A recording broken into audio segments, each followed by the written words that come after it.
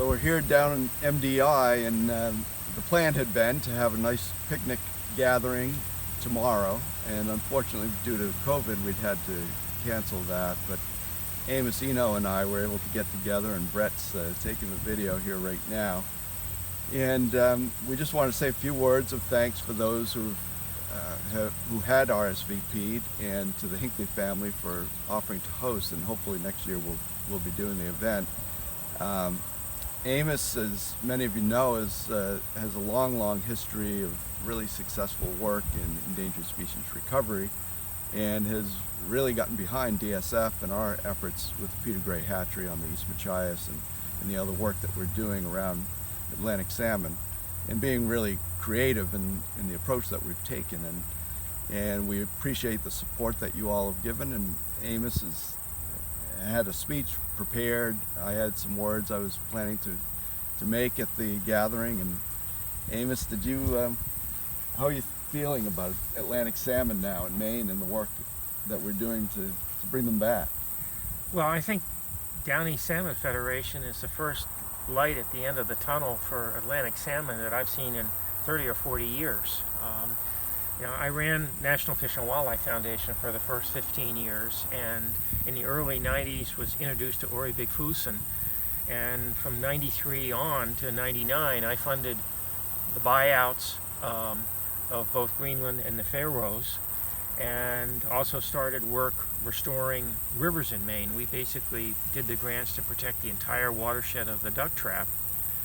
And Ori started looking at Maine as a source for enhancing recovery on the ground in the mid-90s on the Saco, and then focused on the East Machias and bringing the technology that Peter Gray developed from the Tyne River in Scotland to Maine. And actually Gene Phipps asked me to get involved to help Down East Salmon Federation, and I also sit on the Maine Outdoor Heritage Fund board, and I think we funded about 6 grants. And right. Down East has done the best job of any of the grantees I've seen in the 3 years on the board, doing habitat restoration, liming the rivers, protecting wetlands, and most importantly taking out dams. I mean, in the habitat equation in Maine, the key is restoring the river habitat and taking out the dams, and they're now working on the Union River and I think another 10 other dam removals. 10 other sites that we're currently active with. For my philanthropy, Down East Salmon is the only other organization I support in Maine. I think you're a crown jewel in the conservation arena in Maine. And if you look at the history, I mean, federal and state agencies have spent tens of millions of dollars trying to restore Atlantic salmon. And last 2 or 3 years, your returns are, 10 to 20 times Exactly. Fish and Wildlife's historical returns on the Penobscot and rivers.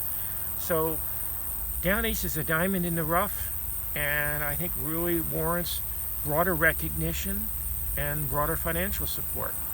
And, thank you, Amos. And we've talked about this in terms of the habitat and the hatchery both going hand in hand, and that we need innovation in the hatchery program. And Peter Gray and Ori brought that to us. We've adapted that to the situation in the East Machias, and we've called this, for shorthand, fix the rivers and fix the fish. So the fish cultivation part of the hatchery methods is critically important as much as the dam removals are. So once the rivers are accessible, they need quality fish, and that's what we've been able to accomplish with the help of Ori and Peter, who unfortunately are no longer with us, and we're carrying that mantle. I think we're going to hear news in the next month or so. In a couple of weeks, the U.S. Fish and Wildlife Service is reviewing a grant proposal, which I've worked with DSF to submit for, I think it's $750,000 over 5 years, correct? Correct.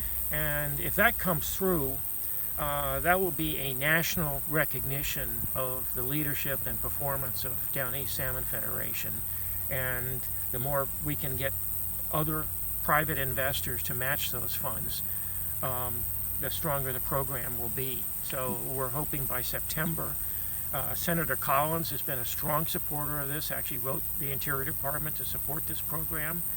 And I've been up and down the staircase at Interior 3 or 4 times. So I'm really crossing my fingers that this comes to pass in the next month or so.